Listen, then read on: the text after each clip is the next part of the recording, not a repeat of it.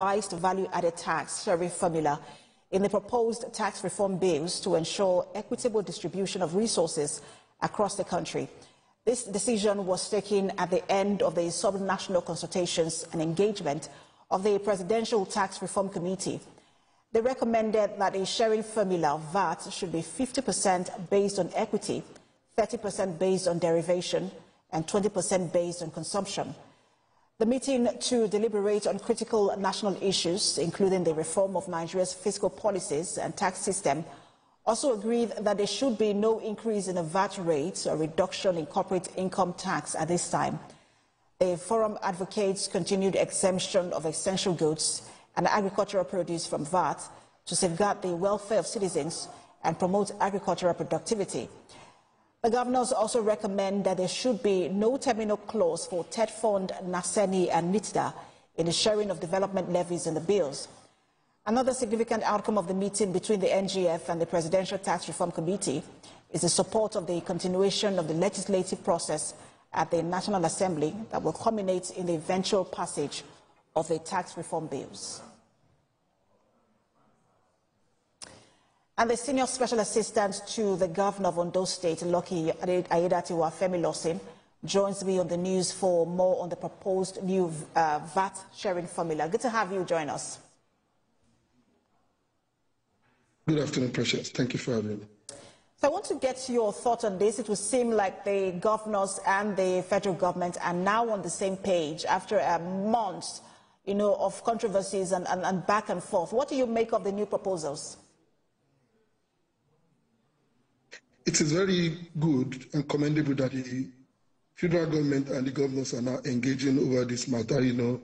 This has created a lot of disputes over the past few months, particularly from the Northern Governors Forum, who came out to openly reject the proposed tax reform by the federal government. And one of the reasons given by those who are opposed to this proposed reform is the fact that they were not consulted, particularly as a region, before that proposal was brought forward. So it is good that now the governors are engaging the federal government through the Tax Reform Committee, and it is expected that there will be a middle ground by both parties in order to resolve, because the outcome of the Governors Forum meeting yesterday may not have totally reflected what the federal government wants, particularly when you look at those clauses that are areas of contention in the bill. The bill has been lauded by so many, including those who were critics of the bill in the past. But those grey areas have to be agreed upon, not just by the Tax Reform Committee, but by the federal government, particularly the president, who is, of course, the brain behind this initiative, because it is the dream of the president, and the president has severally expressed his determination to have this reform work. So I think beyond the meeting between the Governors Forum and the Tax Reform Committee, we must also have a categorical position of the president over this matter. But it is commendable because now there have been grounds that have been shifted in the area of, particularly in the area of derivation, which was one core area of dispute in the proposed bill. There are those who say that this particular decision or this meeting between the agreements reached between the NGF and the Tax Reform Committee sort of signals that the country is heading on the path of restructuring. Do you agree with that submission?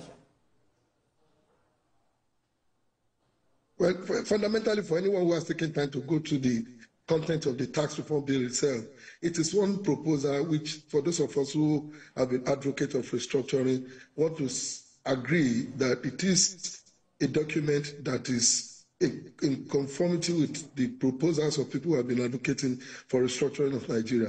Because when you talk about restructuring, it is not so just about political restructuring of the country. The fiscal restructuring of the country is also a very key component of restructuring, which this bill gives serious consideration to.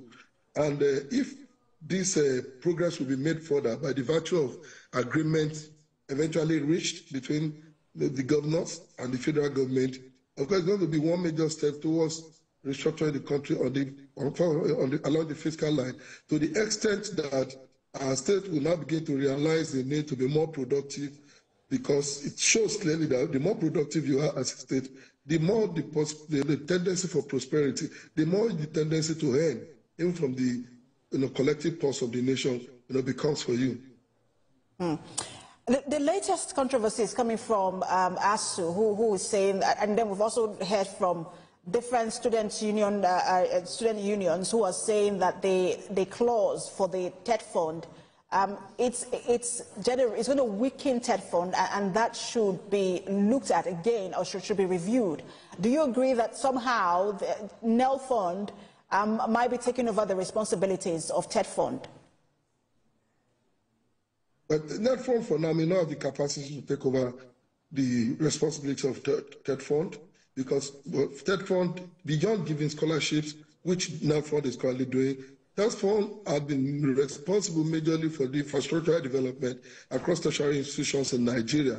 So the intervention of TED fund has been so significant that it cannot be easily replaced, by what NEL fund is doing, in the area of bursary and scholarship for students of tertiary institutions. So I want to agree with those who have the opinion that we must not and the governors have also, added that in their proposal yesterday, that there must be no terminal, date here for, the issues that affect TED fund, NASENI, NITDA, these agencies that have key intervention role to play in the area of education. I want to agree with them that one NEL fund is being improved upon.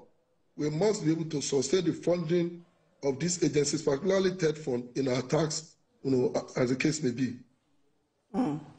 Public Affairs Analyst and Senior Special Assistant to the Ondo State Governor, Femi Lawson, thank you so much for your time.